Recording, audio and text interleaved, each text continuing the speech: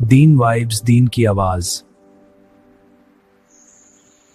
चुनाचे अल्लाह वालों की महफिलें अल्लाह की महबूब महफिलें होती है। सैयदुल औलिया सैयदुल अंबिया हमारे आका और सरदार हज़रत मोहम्मद मुस्तफ़ा सल्लल्लाहु अलैहि वसल्लम की मुबारक मजलिस का क्या आलम होगा। जैसे बात करने वाले सहाबे कराम थे और बात करने वाले अल्लाह के महबूब सल्लल्लाहु अलैहि वसल्लम थे। उनकी ज़ुबान मुबारक से क्या फूल झड़ते होंगे और सहाबे कराम उसको कितनी शौक से और मोहब्बत से सुनते होंगे। सहाबे कराम में इन बातों को सुनने का इतना शौक था, इतना तलब था कि वो हमतन गोश होकर नबी इस्लाम की बातें सुनते थे। उनकी ये तलब अल्लाह को पसंद आई और अल्लाह ने अपने हबीब सल्लल्लाहु अलैहि वसल्लम को हुक्म फरमाया, है मेरे हबीब सल्लल्लाहु अलैहि वसल्लम, आप इन लोगों के दरमियान जाकर बैठा करें, इन्हें टाइम दिया करें। तो नबी इस्लाम मस्जिद नबी में तशरीफ लाए, असहाब सुफ़ा बैठे हुए थे, उनके दरमियान आकर बैठ गए और फरमाया कि वो कितने खुश नसीब लोग हैं कि अल्लाह ताला ने अपने महबूब सल्लल्लाहु अलैहि वसल्लम को हुक्म दिया है कि आप उनके पास जाकर बैठें और उन्हें अपनी महफिल से फ़ायदा पहुँचाएं। यानी अल्लाह ने नबी अलैहिस्सलाम को हुक्म दिया कि आप तशरीफ़ ले जाएं और इनके दरमियान वक्त गुजारें। ये तलब रखने वाले हैं, ये आपसे दीन सीखना चाहते हैं, ये आपसे नूर को हासिल करना चाहते हैं। तो ऐ मेरे हबीब सल्लल्लाहु अलैहि वसल्लम, आप जाइए, ये सुबह शाम अल्लाह को याद करते हैं, आप इनको अल्लाह अल्लाह सिखाइए। एक ऐसी महफिल का आज तज़किरा हम करेंगे। नबी अलैहिस्सलाम ने इरशाद फरमाया, हुब्बिबा इलैया मिन दुनियाकुम सलास, मुझे तुम्हारी दुनिया में से तीन चीज़ें पसंद हैं। इससे अंदाज़ा लगाइए कि नबी अलैहिस्सलाम का इनक़ता अली दुनिया कितना कामिल था। ये भी नहीं कहा कि मुझे इस दुनिया से तीन चीज़ें पसंद, नहीं, तुम्हारी दुनिया से। अपना तो जैसे कोई ताल्लुक़ ही नहीं होता, और वाकई ऐसे ही था कि नबी अलैहिस्सलाम का इस दुनिया से कोई ताल्लुक़ था ही नहीं। फरमाया कि मुझे तुम्हारी दुनिया में से तीन बातें अच्छी लगती हैं, एक खुशबू का इस्तेमाल करना, दूसरा नेक बीवी, और तीसरा मेरी आंखों की ठंडक नमाज में है। तो नबी के सामने तीन बातों का तज़किरा किया। अब हम गौर करें तो ये तीनों आमाल इंसान को पाक साफ कर देते। आम दस्तूर के मुताबिक बंदा खुशबू उस वक्त इस्तेमाल करता है जब नहा लेता है, तो नहाने से बदन साफ हो गया और खुशबू लगाने से बदन मुअत्तर भी हो गया, पाकीज़ा जिस्म हो गया। फिर इंसान के दिमाग में शैतानी नफसानी शहवानी ख्यालात आते रहते हैं। जब वो अपनी बीवी के साथ वक्त गुजार लेता है तो बंदे की तबई ज़रूरत पूरी हो जाती है और वो जो एक जहन के ऊपर बोझ होता है वो उतर जाता है। तो दिमाग ख्यालात से पाक हो गया और नमाज से इंसान का दिल गुनाहों से पाक हो जाता है। इन्नस्सलात तन्हा अनिल फहशाइ वल मुनकर, अल्लाह फरमाते हैं कि नमाज इंसान को खोश कामों से और बुरे कामों से रोक लेती है। कोई बंदा ये सोचे कि मैं तो नमाज भी पढ़ता हूँ और बुरे काम भी नहीं छोड़ता, तो भाई इसका मतलब ये हुआ कि नमाज बवाल नहीं है। अगर नमाज होती तो असर दिखाती। अब बहुत सारे तो हम में से टकरे ही मारते हैं, खड़े कहीं होते हैं, दिल दिमाग अल्हम्दुलिल्लाह दिल दिमाग कहीं पहुंचा हुआ होता है। तो ऐसी नमाज जिसमें इंसान का दिल अल्लाह से गाफिल हो, अल्लाह उसको पसंद नहीं फरमाते। बल्कि हदीस पाक में आता है कि ऐसी नमाज अल्लाह ताला बंदे के मुंह पर मार देते हैं कि मुझे तुम्हारी इस नमाज की कोई ज़रूरत नहीं है। नमाज का मकसद अल्लाह की याद है। अकीमिस सलात लिज़िक्री, नमाज कायम करो मेरी याद की खातिर। जब याद ही अल्लाह की नहीं उस नमाज में, तो नमाज कहाँ हुई? वो तो उठक बैठक है, एक्सरसाइज की और चले गए। अगर हम खुशू और खुलू के साथ तादील अरकान के साथ नमाज पढ़ें तो इससे हमारा दिल पाक होगा, जीवी के साथ उसके सलूक से जिंदगी गुजारें, हमारा दिमाग पाक होगा, और हम नहाएं और खुशबू इस्तेमाल करें, इससे हमारा जिस्म पाक होगा। तो तीनों अमल इंसान को पाक करने वाले अमल हैं। तन को भी पाक कर देते हैं, मन को भी पाक कर देते हैं। ज़ाहिरी गुस्ल ने तो तन को पाक कर दिया, लेकिन नमाज पढ़ने ने इंसान के मन को भी पाक कर दिया, अंदर को भी पाक कर दिया। और अगर आप गौर करें तो शरीयत मुताहरा का असल मकसद ही यही है। जितने आमाल शरीयत ने बताए उनका मकसद यही है, इंसान को पाक करना। अल्लाह ताला फरमाते को इरशाद फरमाते हैं, मा युरीदुल्लाहु लियजअला अलैकुम मिन हरजन, अल्लाह ताला तुम्हारे ऊपर कोई बोझ नहीं रखना चाहते, वलाकिन युरीदु लियुत्तहिरकुम, बल्कि वो चाहते हैं कि तुम्हें पाक करें, वलियुतिम्म निअमतहु अलैकुम, और अपनी नेमतें तुम्हारे ऊपर मुकम्मल करें। यानी जब बंदा गुनाहों से पाक हो जाता है तो अल्लाह की नेमतें उसके ऊपर कामिल हो जाते हैं। तो अल्लाह चाहते हैं कि मेरे बंदे पाक हो जाएं और मेरी नेमतों को हासिल करने वाले बन जाएं। شریعت نے حکم دیا کہ غیر محرم سے نظر کو بچاؤ۔ اب نوجوان سمجھتے ہیں کہ یہ کیا پابندی لگائی؟ بھئی یہ پابندی اس لیے لگائی کہ انسان کا من پاک رہے۔ آنکھ دیکھے گی تو آنکھ نہ پاک، زبان بات کرے گی زبان نہ پاک، انسان کے دل میں اس کی محبت آ گئی تو دل نہ پاک۔ اور اگر شریعت کے حکم کو سامنے رکھتے ہوئے یہ بندہ اس سے بچ گیا تو اس کی نگاہ بھی پاک ہو گئی، زبان بھی پاک ہو گئی اور اس کا دل بھی پاک ہو گئی۔ شریعت کے تمام احکام کا اصل مقصد انسان کو باطن کی نجاست سے پاک کرنا ہے۔ تو فرمایا ما یرید اللہ لیجعل علیکم من حرج، اللہ تعالیٰ تمہارے اوپر کوئی بوجھ مشقت نہیں ڈالنا چاہتے، ولیکن یرید لیطہرکم، بلکہ اللہ چاہتے ہیں کہ وہ تمہیں پاک کر دیں، اور جب تم پاک ہو جاؤ گے وَلِيُتِمَّ نِعْمَتَهُ عَلَيْكُمْ، اللہ تم پر اپنی نعمتوں کو مکمل کر دے گا۔ جتنا پاکیزگی بڑھتی جائے گی اللہ کی نعمتوں میں اضافہ ہوتا جائے گا۔ اور یہ نماز اللہ تعالیٰ کے خزانوں کی کنجی ہے، چابی ہے۔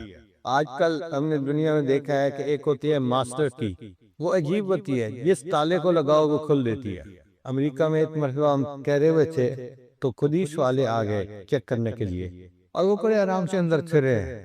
مجھے حیرت ہوئی کہ کسی نے دروازہ بھی ان کے لیے نہیں کھولا، تو یہ پولیس والے کہاں سے داخل ہو گئے؟ تو میں نے پولیس آفیسر سے سوال کیا کہ آپ ادارے میں کیسے داخل ہوئے؟ اس نے چابی دکھائی، کہتا ہے یہ میرے پاس ماسٹر کی ہے۔ پوری دنیا میں جہاں بھی تالے بنتے ہیں اس کمپنی کے، یہ ہم کھول سکتے۔ تو ماسٹر کی ایسی ہوتی ہے کہ ہر تالے کو کھول لیتی ہے۔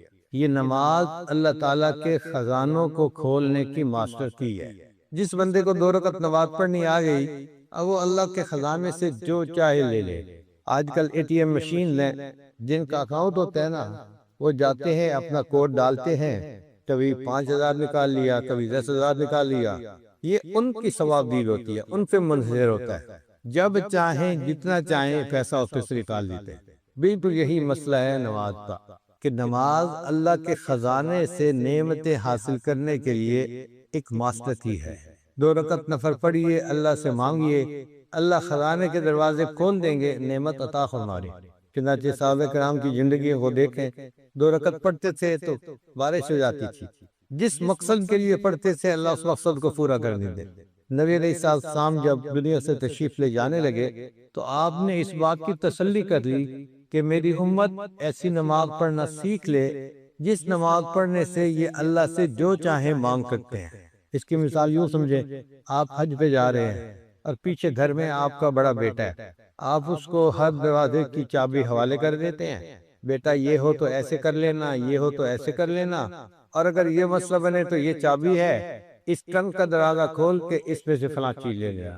پھر آپ کو تسلی ہو جاتی ہے کہ اب میرے بیٹے کو پیچھے جو ضرورت کی پیش آئی وہ پھر ضرورت کو پورا کر سکے۔ اسی طرح نبی علیہ السلام جب اس دنیا سے تشریف لے جانے لگے تو آپ صلی اللہ علیہ وسلم نے صحابہ کو نماز سکھائی۔ ارشاد فرمایا صلو کما رأیتمونی اصلی، تم نماز پڑھو جیسے مجھے نماز پڑھتے دیکھے ہو، میری طرح نماز پڑھو گے تمہاری نماز اللہ کے ہاں قبول ہوگی، اور پھر اللہ تمہیں وہ دے دے گے جو تم اللہ سے مانگو گے۔ اس لیے نماز اللہ کو بہت پسند تھی، اللہ کے محبوب صلی اللہ علیہ وسلم کو نماز بہت پسند تھی۔ صحابہ کرام کی تو عادت تھی، کوئی مسئلہ ہو جاتا تھا فوراً 2 رکعت پڑھ کے اللہ سے مانگتے تھے، اللہ مسئلے کو حل کر دیا کرتے تھے۔ جب سے ہمیں نماز پڑھنی بھولی ہمارے مسئلے ہی نہیں ختم ہوتے۔ ایک مسئلہ ختم نہیں ہوتا دوسرا اوپر سے، وہ ختم نہیں ہوتا تیسرا اوپر سے۔ ایسے لگتا ہے جیسے یہ پوری دنیا بس مسائل آنی بنی ہوئی ہے اور انسان کنی مسئلوں میں ہر وقت الجھا رہتا ہے۔ تو نبی علیہ السلام کو 3 اعمال پسند تھے، خوشبو، بیوی اور نماز۔ جب نبی علیہ السلام نے یہ بات بتائی تو سیدنا صدیق اکبر بھی تڑپ گئے، عرض کیا اے اللہ کے حبیب صلی اللہ علیہ وسلم، مجھے بھی دنیا میں 3 باتیں بہت پسند ہیں۔ ابو بکر تمہیں 3 باتیں کون سی پسند ہیں؟ اے اللہ کے حبیب صلی اللہ علیہ وسلم، آپ کے چہرے انور کو دیکھتے رہنا، یہ میرا پسندیدہ عمل ہے، بس آپ تشریف فرما ہو اور ابو بیٹھ کے اس چہرے انور کو زیارت کرتا رہے، یہ میرا ایک پسندیدہ کام ہے۔ دوسرا آپ کے اوپر اپنے مال کو خرچ کرنا، اور تیسرا یہ کہ میری بیٹی عائشہ آپ کی بیوی آپ کے نکاح میں ہے، یہ بات بھی مجھے بہت اچھی لگتی ہے۔ چہرے انور کی زیارت کرتے رہنا، اپنا مال خرچ کرنا اور اپنی بیٹی کو نکاح کے لیے پیش کرنا، یہ صدیق اکبر کے پسندیدہ اعمال تھے۔ ان اعمال کو سن کر یوں لگتا ہے کہ کہ سیدنا صدیق رانو عشق نبوی میں سب صحابہ سے آگے بڑھ گئے تھے۔ چنانچہ ایک مرتبہ حضرت صدیق رانو رو رہے تھے۔ کسی نے پوچھا حضرت کیا ہوا؟ فرمانے لگے کہ اللہ نے مجھے مال دیا ہے اور میں چاہتا ہوں کہ اپنا مال نبی علیہ السلام کی خدمت میں پیش کروں، مگر کہا یہ جاتا ہے کہ دینے والا ہاتھ اوپر ہوتا ہے اور لینے والا ہاتھ نیچے ہوتا ہے۔ میں نبی علیہ السلام کی یہ بے ادبی نہیں کرنا چاہتا، تو میں اللہ سے دعا مانگ رہا ہوں کہ اللہ نبی علیہ السلام کے دل میں یہ بات ڈال دیجئے، وہ ابو بکر کے مال کو اپنا مال سمجھ کے اس طرح خرچ کر لیا کریں، مجھے دینے کی ضرورت پیش نہ آئے، محبوب خود ہی حکم فرما دے۔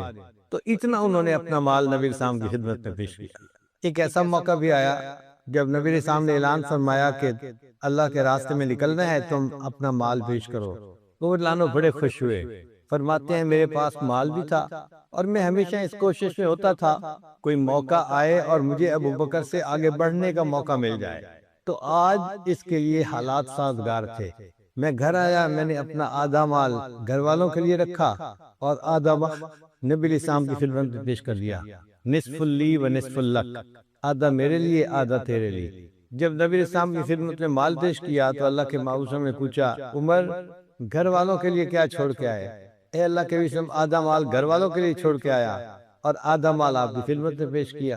اتنے میں وہ رفیق نبوت بھی آ گیا۔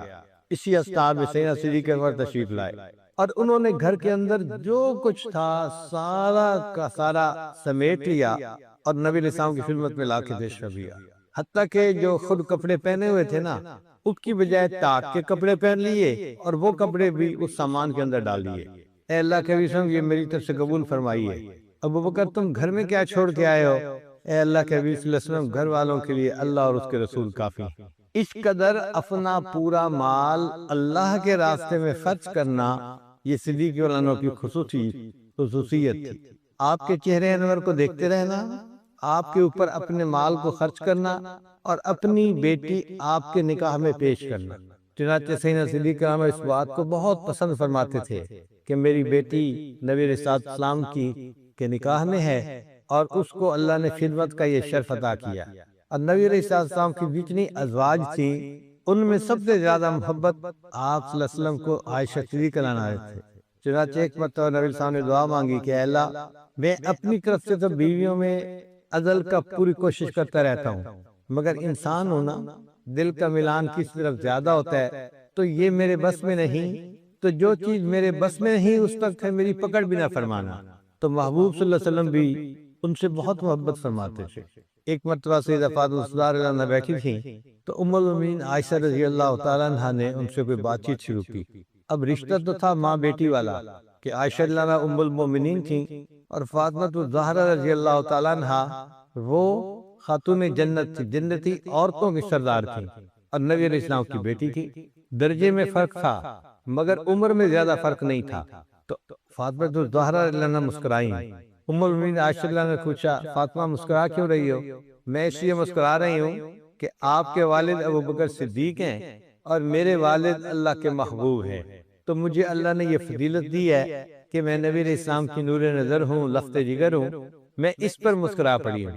جب انہوں نے یہ بات کی تو سیدہ صدیقہ عنہا نے آگے سے فوراً جواب دیا فاطمہ تم بالکل ٹھیک کہتی ہو، آپ نبی علیہ السلام کی بیٹی ہو، یہ بڑی فضیلت کی بات ہے۔ ہمیں ایمان ملا آپ کے والد کے صدقے، ہمیں قرآن ملا آپ کے والد کے صدقے، ہمیں دنیا میں اللہ نے عزت و شرف عطا کیا آپ کے والد کے صدقے، جو کچھ ملا ہمیں آپ کے والد کے ذریعے سے ملا۔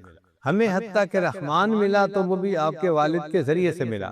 لیکن فاطمہ ایک بات میں بھی بتاؤں، بتا دیجئے۔ کہنے لگی کہ میں سوچ رہی ہوں کہ آپ نبی علیہ السلام کی بیٹی ہیں اور میں ابو بکر کی بیٹی ہوں، لیکن جب قیامت کا دن ہوگا تو اللہ تعالیٰ اپنے بندوں کو جنت جانے کا حکم دیں گے۔ جب آپ جنت جائیں گی تو آپ کے ساتھ حضرت علی رضی اللہ عنہ ہوں گے، وہ آپ کے ساتھ ایک جگہ پر اکٹھا بیٹھیں گے تخت کے اوپر، اور فاطمہ جب میں جاؤں گی تو میرے ساتھ اللہ کے محبوب جنت میں جائیں گے اور مجھے ان کے ساتھ تخت پہ بیٹھنے کی سعادت ملے گی۔ تو نبی علیہ السلام نے ارشاد فرمایا کہ مجھے 3 چیزیں پسند ہیں، خوشبو، بیوی اور نماز۔ نماز چونکہ اللہ کے خزانوں کی کنجی ہے، اس کو سیکھنا چاہیے اور اچھے انداز سے پڑھنے کی کوشش کرنی چاہیے۔ اس لیے باقی اعمال دنیا میں اللہ نے فرض کیے نماز کو اللہ نے اپنے محبوب صلی اللہ علیہ وسلم کو عرشوں پہ بلایا اور وہاں پہ فرض فرمایا۔ تو جب گھر بلا کے کسی مہمان کو تحفہ دیا جائے تو بڑا قیمتی اور عزت والا ہوتا ہے، معمولی نہیں ہوتا۔ تو اللہ نے عرشوں پہ بلا کے یہ تحفہ عطا کیا۔ اس کا مطلب یہ کہ نماز اللہ تعالیٰ کی طرف سے بہت بڑا انعام ہے جو اللہ نے اس امت کو عطا کیا۔ پھر صدیق اکبر نے 3 باتیں کہیں، نبی اکرم صلی اللہ علیہ وسلم کے چہرے کو دیکھتے رہنا، اور واقعی اللہ نے اپنے محبوب صلی اللہ علیہ وسلم کو حسن ہی ایسا دیا تھا کہ دیکھنے والے دیکھتے رہتے تھے، ان کا جی بھرتا ہی نہیں تھا۔ حدیث مبارکہ میں ایک بوڑھے تھے صحابی، وہ آتے اور محفل میں بیٹھ جاتے اور بس نبی علیہ السلام کے چہرے انور کو دیکھتے ہی رہتے۔ مجلس کے باقی لوگ نبی علیہ السلام سے سوال پوچھتے، علم سیکھتے، یہ بالکل خاموش بیٹھے بس دیکھ رہے ہیں۔ جب مجلس ختم ہوتی تو یہ اٹھ کے چلے جاتے۔ ایک دن نبی علیہ السلام نے ان سے پوچھا کہ آپ کا کیا حال ہے؟ آپ نے کبھی کوئی بات پوچھی نہیں، سیکھی نہیں، آپ آ کے خاموش بیٹھ جاتے ہیں، مجھے دیکھتے رہتے ہیں اور چلے جاتے ہیں۔ اے اللہ کے حبیب صلی اللہ علیہ وسلم، میں جب گھر میں ہوتا ہوں نا تو مجھے آپ کی یاد آتی ہے، پھر مجھ سے برداشت نہیں ہوتا، میں سارے کام چھوڑ دیتا ہوں اور میں آپ کی خدمت میں آ کے بیٹھتا ہوں اور آپ کے چہرے انور کو دیکھتا رہتا ہوں۔ آپ کی دید تو بس میرے لیے عید بن جاتی ہے اور میرا دل ہی نہیں بھرتا۔ پھر جب مجلس ختم ہوتی ہے تو میں اٹھ کے چلا جاتا ہوں۔ تو نبی علیہ السلام نے ارشاد فرمایا کہ جس شخص نے محبت کے ساتھ میرے چہرے پر ایک نظر ڈالی، اللہ تعالیٰ اس کے بدلے اس کو قیامت کے دن جنت عطا فرمائیں۔ تو یہ تو نبی علیہ السلام کی دید میں گھنٹوں بیٹھتے تھے۔ حضرت بلال عنہ کا بھی یہی مسئلہ تھا۔ اللہ نے اقبال نے ان کے بارے میں لکھا، ادائے دید سراپا نیاز تھی تیری، کہ بلال رضی اللہ تعالیٰ عنہ جو آپ نبی علیہ السلام کو دیکھتے تھے تو بڑے نیاز عاجزی کے ساتھ، ادائے دید سراپا نیاز تھی تیری، کسی کو دیکھتے رہنا نماز تھی تیری۔ اور اے حضرت بلال رضی اللہ تعالیٰ عنہ، آپ جو نبی علیہ السلام کو بیٹھ کے دیکھتے رہتے تھے، یہ گویا آپ نماز محبت ادا کرتے تھے، نماز عشق ادا کرتے تھے، آپ نماز کی حالت میں ہوتے تھے۔ چنانچہ ایسا بھی ہوا کہ جبریل علیہ السلام تشریف لائے اور عرض کیا، اے اللہ کے حبیب صلی اللہ علیہ وسلم، اللہ نے ابو بکر کی طرف سلام بھیجے ہیں۔ آپ سوچئے کیا سعادت پائی کہ اللہ کی طرف سے ان کو سلام آتے تھے، اور اللہ نے پوچھا ہے کہ ابو بکر سے پوچھو کیا اس حال میں مجھ سے راضی ہے، کیونکہ وہ اپنا سارا مال اللہ کے راستے میں دے چکے تھے۔ تو ابو بکر صدیق لانوں کی آنکھوں میں آنسو آ گئے اور وہ کہنے لگے، میں اپنے اللہ سے ہر حال میں راضی۔ جب ابو بکر صدیق لانوں نے 3 باتیں بتائیں کہ ان کو کون سی 3 باتیں زیادہ پسند ہیں، تو عمر لانو بھی بولے کہ مجھے بھی 3 چیزیں دنیا کی بہت پسند ہیں۔ پہلا کام عمل بالمعروف کرنا، نیک کام کا حکم دینا، اور دوسرا کام نہی عن المنکر، گناہ کے کام سے کسی کو روکنا، اور تیسری چیز جو دنیا میں مجھے پسند ہے وہ ہے سادہ لباس پہننا۔ ایک ہوتا ہے سہولت کا لباس، وہ جائز ہے، ایک ہوتا ہے دکھاوے کا لباس، لوگوں کو دکھانے کے لیے لباس بنانا، وہ ناجائز ہے۔ اور اکثر یہ دیکھا گیا ہے کہ عورتوں میں دکھاوے کا لباس زیادہ ہوتا ہے، وہ خریدتے وقت بھی یہ سوچتی ہیں کہ فلاں دیکھے گی تو کیا سوچے گی، فلاں دیکھے گی تو کیا سوچے گی، بس دکھاوا ہی ہوتا ہے ان کے ذہن میں، اور یہ چیز اچھی نہیں ہے۔ انسان جو کام کرے اللہ کے لیے کرے تاکہ اللہ کے ہاں وہ قبول بھی ہو جائے۔ حضرت عمر لانو لباس پہنتے تھے، کئی مرتبہ اس وقت تیوان لگے ہوتے تھے۔ ایک مرتبہ مسلمانوں نے بیت المقدس کا گھیراؤ کیا، کئی دن تک لڑائی ہوتی رہی مگر بیت المقدس فتح نہیں ہوا۔ تو جو یہودیوں کے علماء تھے انہوں نے مسلمانوں کو مذاکرات کی دعوت دی کہ جی آپ ہمارے ساتھ مل بیٹھے اور ہم بات چیت سے مسئلہ حل کر لیتے ہیں۔ تو جو سپہ سالار تھے مسلمانوں کے، انہوں نے بات چیت کی تو یہودیوں نے کہا کہ دیکھیں ہماری کتابوں میں نشانیاں موجود ہیں کہ کون بندہ بیت المقدس کو فتح کرے گا، آپ اپنے امیر المومنین کو بلا لیجئے، اگر وہ نشانیاں ہمیں نظر آ گئیں تو ہم بغیر لڑائی کے چابی حوالے کر دیں گے، اور اگر وہ نشانیاں نظر نہ آئیں تو تم جو مرضی زور لگا لینا، تم بیت المقدس کو فتح نہیں کر سکتے۔ تو جو امیر لشکر تھے انہوں نے عمر لانو کو خط بھیجا کہ یہ آپ تشریف لائیے، آپ کے آنے سے یہ مسئلہ حل ہو سکتا ہے۔ تو عمر لانو نے جانے کا ارادہ کر لیا۔ اب جب نکلنے لگے تو جو لباس تھا نا اس کے اوپر کپڑے کے بھی پیوند لگے ہوئے تھے اور ایک پیوند چمڑے کا بھی تھا، یعنی کپڑا نہیں تھا پیوند لگانے کے لیے، اس کی جگہ چمڑے کو سی دیا گیا تھا، کپڑے کے ساتھ چمڑے کا پیوند۔ تو بعض صحابہ کرام نے کہا ابھی لوگ نہیں، آپ کفار کے سامنے اسلام کے نمائندہ بن کر جا رہے ہیں، آپ ذرا اچھے کپڑے پہن لیجئے تحدیث نعمت کے طور پہ، ہم اتنے بھی گئے گزرے نہیں کہ ہمیں کچھ ملتا ہی نہیں، تو مناسب کپڑے پہن لیجیے۔ حضرت عمر ان کے کہنے پہ ذرا صاف ستھرے کپڑے پہن لیے، لیکن جب سفر پہ چل پڑے تو دل میں خیال آیا کہ یہ کپڑے تو میں نے لوگوں کے کہنے پہ پہنے ہیں، اور مقصد یہ تھا کہ لوگ اس کو دیکھیں تو خوش ہو جائیں۔ پھر اپنے غلام کو فرمانے لگے کہ میں اپنے دل میں خلش محسوس کر رہا ہوں، لہذا وہ کپڑے اتار دیے، اور جو پرانے کپڑے پہنے ہوئے تھے نا ٹاٹ کے لباس والے، وہی پہن لیے دوبارہ، اور غلام سے طے کیا کہ بندے دو ہیں، سواری ایک ہے، تو ایک منزل آپ سوار ہونا، میں پیدل چلوں گا، دوسری منزل میں سوار ہوں گا، آپ پیدل چلیں گے، تاکہ آرام بھی ہوتا رہے اور آسانی بھی ہوتی رہے۔ چنانچہ سفر کرتے کرتے کرتے اللہ کی شان دیکھیں کہ جب آخری ٹرن لینے کا وقت تھا کہ سامنے بیت المقدس تھا اور یہودیوں کے علماء انتظار میں تھے، تو وہ ٹرن تھی غلام کے سواری پر بیٹھنے کی اور امیر المومنین کے پیدل چلنے کی۔ تو عمر اللہ نے اونٹ کی نکیل پکڑی اور پیدل چل پڑے اور اپنے غلام کو اوپر بٹھا دیا۔ اس نے بڑی کوشش کی کہ حضرت میں اختیار آپ کو دے رہا ہوں، آپ اونٹ پہ بیٹھ کے جائیے یا گھوڑے پہ بیٹھ کے جائیے، آپ مسلمانوں کی نمائندگی کر رہے ہیں۔ مولانا نے کہا نہیں، باری بنائی تھی، اب اگر تیری باری ہے تو آپ بیٹھو اور میں ہی پیدل چلوں گا۔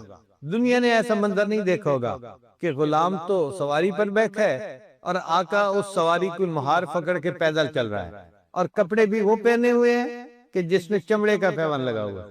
اور اللہ کی شان دیکھیں کہ یہی نشانیاں تورات کے اندر لکھی ہوئی تھی نبی اسلام کے صحابہ کے بارے میں، کہ جب یہ بندہ آئے گا تو بیت المقدس کو یہ فتح کرے گا۔ یہودی علماء نے یہ نشانیاں دیکھی اور انہیں سب چابیاں حوالے کر دی، اور اللہ نے بیت المقدس کو مسلمانوں کے ہاتھوں فتح کروا دیا۔ تو حضرت عمر لانو کو تین چیزیں دنیا میں پسند تھی: عمل بالمعروف کرنا، نہی عن المنکر کرنا، اور سادہ کپڑے پہننا۔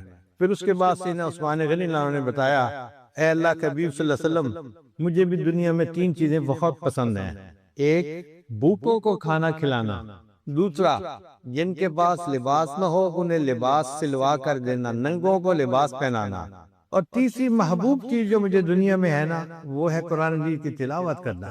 وہ عاشق قرآن تھے، ان کا دل چاہتا تھا کہ میں ہر وقت اللہ کا قرآن پڑھتا رہا۔ تو عثمان نے تین چیزیں بتائیں: بھوکوں کو کھانا کھلانا، اور یہ چیز اللہ کو بہت پسند ہے کہ ایک بندہ دوسرے کی بھوک کو دیکھتے ہوئے اس کو اللہ کے لیے کھانا کھلائے۔ یہ عمل اتنا عظیم ہے کہ ایک مرتبہ حضرت علی عنہ نے اور سیدہ فاطمہ الزہرا رضی اللہ تعالیٰ عنہا نے منت مانی، ہمارے بچے بخار میں ہیں، اگر شفا یاب ہو گئے تو ہم 3 روزے رکھیں گے۔ اللہ نے بچوں کو شفا دے دی اور دونوں میاں بیوی نے نفل روزے رکھنے کا فیصلہ کیا۔ چنانچہ پہلے دن روزہ رکھا، پھر افطاری کے لیے کچھ تھوڑا بہت تیار کیا گیا۔ ابھی افطاری کی نہیں تھی، دروازے پہ کوئی مسکین آ گیا، آواز لگائی میں مسکین ہوں، اس دروازے پر آیا ہوں کہ میں خالی نہیں جاؤں گا۔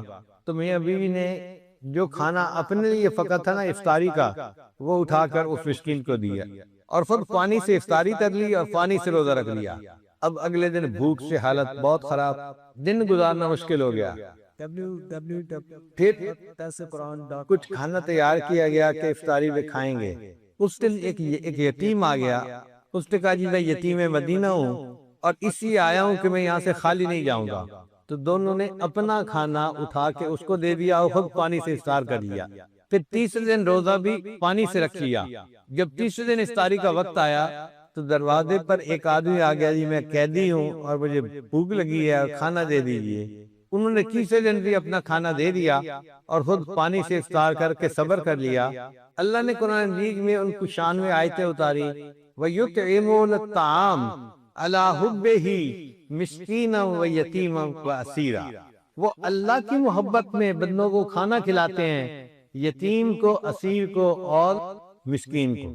آج کل کے دور میں اس کا دھیان ذرا کم رہتا ہے۔ حالات ہی ایسے بن گئے ہیں کہ پڑوسی کو اپنے پڑوسی کا پتہ نہیں ہوتا، بس خود کھا لیا، پیٹ بھر لیا، اللہ اللہ خیر صلی اللہ۔ حدیث مبارکہ میں آتا ہے قیامت کے دن ایک بندہ اللہ کے سامنے کھڑا ہوگا، اللہ فرمائے کہ میرے بندے میں بھوکا تھا دنیا میں، تو نے مجھے کھانا نہیں کھلایا، میں پیاسا تھا تو نے مجھے پانی نہیں پلایا، اور میرے بندے میں بیمار تھا تو نے میری تبا پرسی بھی نہیں کی۔ تو وہ بندہ بڑا حیران ہوگا، یا اللہ آپ تو ان چیزوں سے منزہ اور مبرہ ہیں، آپ کو تو یہ حاجات نہیں ہے کہ آپ کو بھوک لگے یا پیاس لگے، یا آپ بیمار ہو، آپ کو شفا کی ضرورت ہو، آپ کیسے کہتے ہیں کہ تو نے مجھے کھانا نہ کھلایا، پانی نہیں کھلایا؟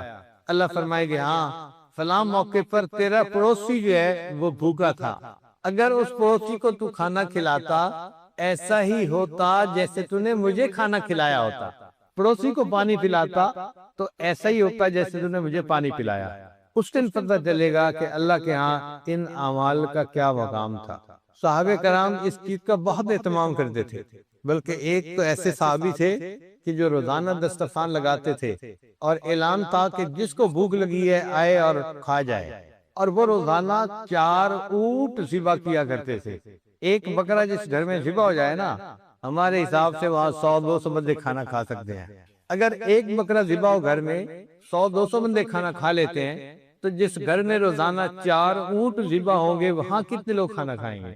ہمارے قریب تعلق والے ہیں نورپور تھل کے علاقے کے بندے، وہ ہر مہینے ایک اونٹ اللہ کے لیے ذبح کرتے ہیں، اور جس سے اونٹ ذبح کرتے ہیں پورے گاؤں والوں کو کھانے کی دعوت دیتے ہیں۔ چنانچہ پلاؤ بنوا دیا، گوشت بنوا دیا، دسترخوان لگوا دیا، پورے گاؤں کے لوگ اس وقت ان کے دسترخوان پہ کھانا کھاتے ہیں۔ کئی سالوں سے یہ ہو رہا ہے، اور پورے گاؤں کے لیے ایک اونٹ کافی ہو جاتا ہے۔ تو جس صحابی کے دسترخوان پر روزانہ 4 اونٹ ذبح ہوتے تھے تو وہاں کتنے لوگ کھانا کھاتے ہوں گے؟ حضرت عمر عنہ کے بارے میں آتا ہے کہ ان کے دسترخوان پر روزانہ 60,000 بندے کھانا کھاتے تھے۔ اب بتائیے 60,000 بندے کھانا کھاتے تھے، اللہ نے ان کو کتنے بڑے دل دیے تھے۔ تو بھوکے کو کھانا کھلانا یہ اللہ کے ہاں ایک پسندیدہ عمل ہے۔ آج تو مہمان گھر آئے نا تو جو خدمت گار حضرات ہیں وہ مہمان کو بھی نہیں پوچھتے کہ کھانا کھلانا نہ پڑ جائے۔ ایک صاحب کہنے لگے کھانا تو آپ کھا کے آئے ہوں گے، اب آپ کو ٹھنڈا پلائیں یا گرم پلائیں؟ اس نے کہا پہلے کھانا کھلا دیں، پھر ٹھنڈا بھی پلا دیں، گرم بھی پلا دیں، جیسی روح ویسے فرشتے۔ مگر کوشش یہ ہونی چاہیے میزبان کی کہ آنے والا مہمان میرے دسترخوان پر کھانا کھائے، کیونکہ مجھے اس کا ثواب ملے گا۔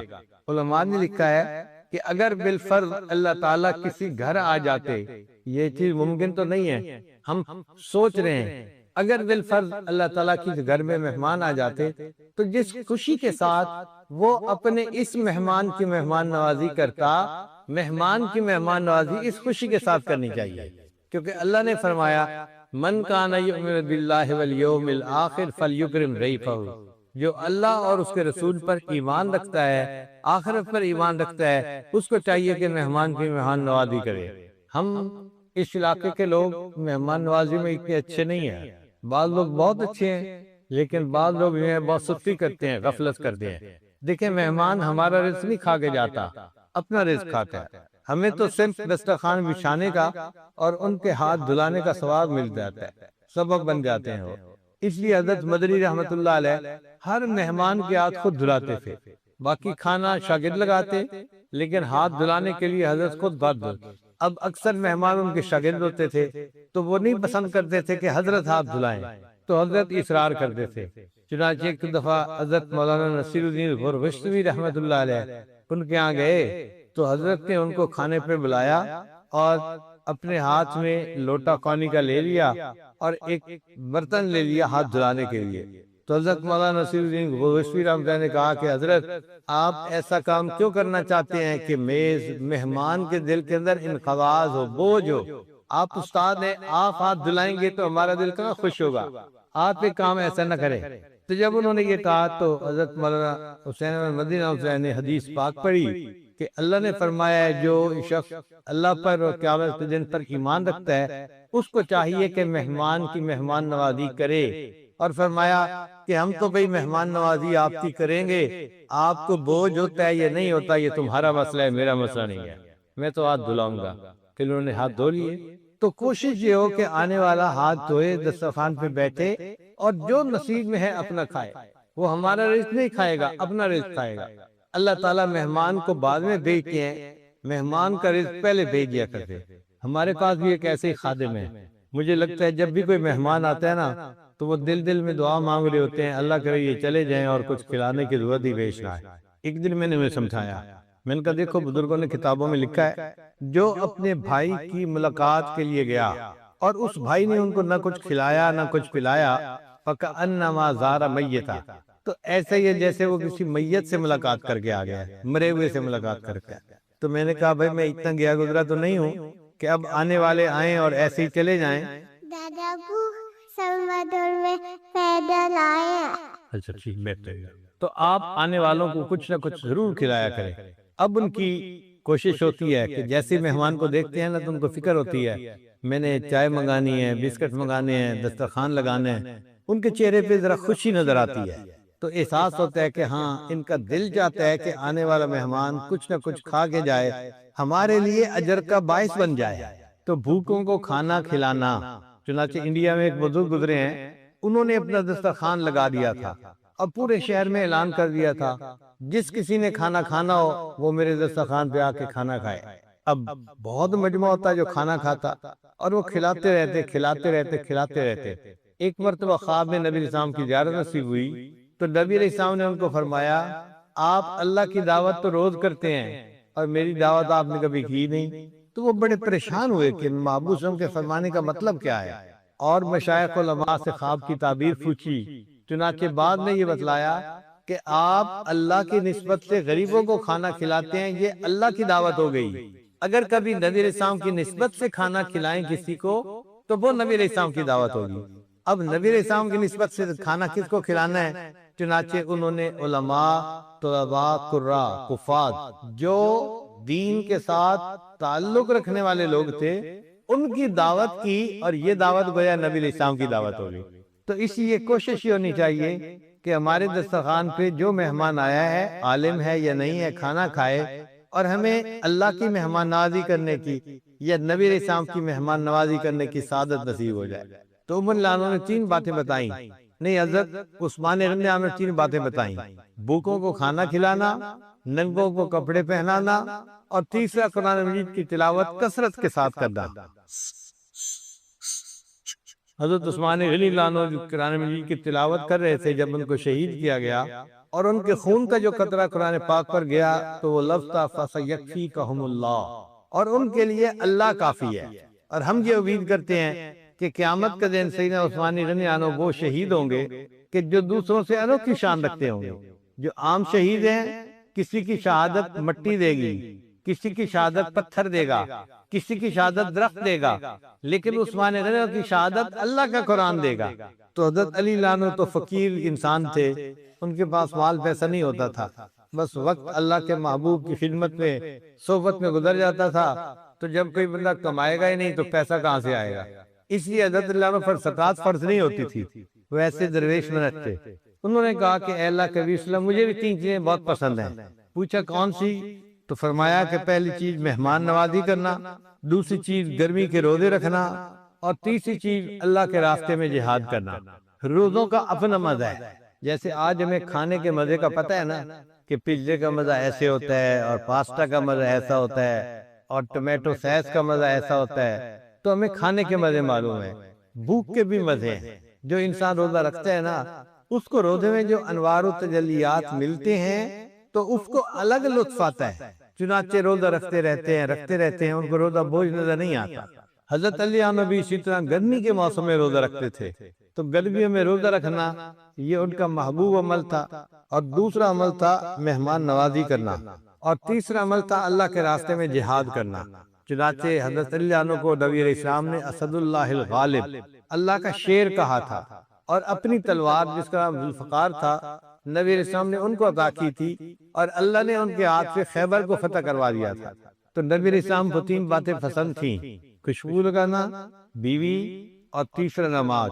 ابو بکر صدیق عنہ کو بھی 3 باتیں پسند تھیں، نبی علیہ السلام کے چہرے انور کو دیکھتے رہنا، نبی علیہ السلام پہ مال خرچ کرنا، اور اپنی بیٹی نبی علیہ السلام کے نکاح میں پیش کرنا۔ اور عمر لانو کو بھی 3 چیزیں پسند تھیں، امر بالمعروف کرنا، نہی عن المنکر کرنا، اور سادہ لباس پہننا۔ اور عثمان غنی لانو کو بھی 3 چیزیں پسند تھیں، بھوکوں کو کھانا کھلانا، ننگوں کو کپڑا پہنانا، اور قرآن مجید کی تلاوت کثرت کے ساتھ کرنا۔ اور حضرت علی لانو کو بھی 3 چیزیں پسند تھیں، ایک تھی مہمان نوازی کرنا، اور دوسری چیز تھی گرمی کے موسم میں روزے رکھنا، نفلی روزے، اور تیسرا اللہ کے راستے میں جہاد کرنا۔ جب یہ باتیں مکمل ہو گئی تو جبریل علیہ السلام تشریف لائے، اور عرض کیا اے اللہ کے حبیب صلی اللہ علیہ وسلم آپ نے بھی 3 باتیں بتائیں جو آپ کو پسند ہیں اور آپ کے چاروں یاروں نے بھی 3 باتیں بتائیں، تو میرا دل چاہا کہ میں بھی آ کے بتاؤں کہ مجھے بھی 3 چیزیں پسند ہیں۔ یہ 3 چیزیں جبریل علیہ السلام کو پسند تھی۔ کیسے اعمال ہوں گے؟ پہلی چیز غریبوں سے محبت کرنا، یہ جبریل علیہ السلام کا پسندیدہ عمل۔ آج لوگ مال کی وجہ سے رشتے رکھتے ہیں اور غریب کی طرف تو آنکھ اٹھا کے بھی نہیں دیکھتے۔ تو جبریل علیہ السلام نے کہا اے اللہ کے رسول مجھے 3 عمل دنیا کے بہت پسندیدہ ہیں۔ پہلا عمل عبادت گزار غریبوں سے محبت کرنا، دوسرا کثیر العیال تنگ دستوں سے محبت کرنا، جن کی اولاد زیادہ ہو اور خرچے میں تنگی ہو تو ایسے لوگوں کے ساتھ محبت کرنا، یہ بھی دوسرا عمل مجھے پسند ہے۔ غریب لوگوں کے ساتھ محبت کرنا اور کثیر العیال لوگوں کے ساتھ محبت کرنا۔ اور تیسری بات، جو بندہ راستہ بھول جائے اس کو راستہ دکھانا، گمراہ کو راستہ دکھانا۔ اس سے مراد دنیا کا راستہ بھول جائے اس کو راستہ دکھانا بھی ہے، اور اگر کوئی گناہوں کی زندگی میں پڑ جائے تو اس کو سمجھا بجھا کے نیکی کی طرف لانا، یہ بھی اچھا سیدھا راستہ دکھانے والے کی مانند ہے۔ جبریل علیہ السلام نے 3 باتیں بتائیں، غریبوں سے محبت کرنا، کثیر العیال لوگوں سے محبت کرنا، اور تیسری بات کیا تھی؟ گمراہ بندے کو راستہ بتانا۔ تو اس کے بعد جبریل علیہ السلام نے ایک اور بات بتائی، اے اللہ کے حبیب صلی اللہ علیہ وسلم میں اپنی مرضی سے نہیں آیا، مجھے اللہ نے بھیجا ہے، اور اللہ نے فرمایا ہے جبریل جاؤ اور اس مجلس میں 3 باتیں وہ بتاؤ جو مجھے بہت پسند ہیں۔ تو یہ 3 باتیں جو اللہ کو پسند ہیں، پہلی بات فاقے پر صبر کرنے والا بندہ۔ اگر اللہ کی طرف سے کسی کا رزق کم لکھا ہے اور فاقہ پیش آتا ہے تو وہ لوگوں کے سامنے شکوے نہ کرے، صبر کر لے۔ جو بندہ فاقے پر صبر کرتا ہے اللہ تعالیٰ اس بندے سے خوش ہوتے ہیں۔ دوسرا نیکی میں سبقت کرنے والا بندہ، جس بندے کے اندر یہ شوق ہونا کہ میں تکبیر اللہ میں پہنچ جاؤں، میں تہجد کی نماز پابندی سے پڑھوں، میں روزہ رکھوں، میں یہ کروں، میں وہ کروں، نیکی میں آگے بڑھوں، یہ نیکی میں آگے بڑھنے کا شوق رکھنے والا بندہ اللہ کو بڑا پسند ہوتا ہے۔ اور تیسری چیز اپنے گناہوں پہ نادم ہونے والا بندہ، اللہ نے پیغام دے کر بھیجا کہ یہ بندہ مجھے بہت پیارا ہوتا ہے۔ حضرت موسیٰ علیہ السلام نے پوچھا اے اللہ جب کوئی نیک آپ کو پکارتا ہے یا رب یا رب آپ کیا جواب دیتے ہیں؟ تو اللہ نے فرمایا میرے پیارے موسیٰ علیہ السلام جب کوئی نیک بندہ مجھے پکارتا ہے تو میں اس کے جواب میں لبیک کہتا ہوں۔ لبیک کا معنی میں حاضر ہوں۔ تو پوچھا اے اللہ اگر کوئی گناہگار آپ کو پکارے تو اللہ نے فرمایا موسیٰ علیہ السلام جب کوئی گناہگار پکارتا ہے تو میں اس کے جواب میں 3 مرتبہ لبیک کہتا ہوں، لبیک لبیک لبیک۔ میرے بندے تو نے مجھے پکارا تو مجھ سے کیا چاہتا ہے؟ اللہ تعالیٰ کو یہ گناہگار بندے کا گناہوں پہ نادم ہونا اتنا پسند ہے۔ چنانچہ جبریل علیہ السلام نے بتایا اے اللہ کے وسلم اللہ نے میزان کو بنایا ہے اور وہ میزان اتنا بڑا ہے کہ ہر عمل کو تول سکتا ہے۔ اتنا بڑا میزان ہے کہ ہر عمل اس میں تولا جا سکتا ہے سوائے گناہگار بندے کے آنسوؤں کے۔ ان آنسوؤں پہ اس بندے کو اتنا ثواب ملتا ہے کہ میزان چھوٹا پڑ جاتا ہے، ثواب زیادہ ہو جاتا ہے۔ یہ ہماری خوش نصیبی ہے کہ زندگی کے کچھ ایام باقی ہیں، ہم اپنی غلطی کو تاہیوں پر اللہ کے سامنے نادم اور شرمندہ ہو جائیں، سچی توبہ کر لیں اور یہ دعا کریں کہ یا اللہ آپ کو گناہگار کا رونا پسند ہے، ہمیں رونے والی آنکھیں عطا فرما اور دل میں گناہوں پہ نادم ہونے والا دل عطا فرما۔ یہ 3 چیزیں یاد رکھیے کہ نبی علیہ السلام کو کون سی پسند تھیں، ابو بکر صدیق لانوں کو کون سی پسند تھیں، عمر لانوں کو، عثمان، حضرت علی لانوں کو، اور جبرائیل علیہ السلام کو کون سی 3 چیزیں پسند تھیں، اور میرے اللہ کو کون سی 3 چیزیں پسند ہیں۔ اور پھر دل میں نیت کیجئے ہم ان تمام اعمال کو اپنائیں گے اور اپنی زندگی کے اوپر عمل کریں گے۔ اور یہ بھی ذہن میں سوچ لیجئے کہ اگر بالفرض ہم سے کوئی پوچھے کہ آپ کو زندگی میں کون سی 3 چیزیں پسند ہیں تو ہم کیا جواب دیں گے؟ ذرا اس پر غور کر لیجئے۔ اور اگر ہمیں کوئی ایسے 3 اعمال پسند نہیں ہے تو 3 اعمال ڈھونڈ لیجئے۔ مثلا اللہ کا ذکر کثرت کے ساتھ کرنا ایک عمل یہ بھی ہو سکتا ہے، اللہ والوں کے ساتھ محبت کرنا اور ان کی محفل میں بیٹھنا یہ بھی ایک عمل ہو سکتا ہے۔ اس طرح 3 عمل ہم بھی اپنی زندگی میں سوچ لیں کہ اگر اللہ ہم سے پوچھے گا تو ہم بھی بتائیں گے کہ اللہ ہمیں دنیا میں 3 چیزیں پسند تھیں۔ پھر ان اعمال کو محبت کے ساتھ کیجئے اور قیامت کے دن کی سرخروئی حاصل کیجئے۔ وآخر دعوانا ان الحمد للہ رب العالمین۔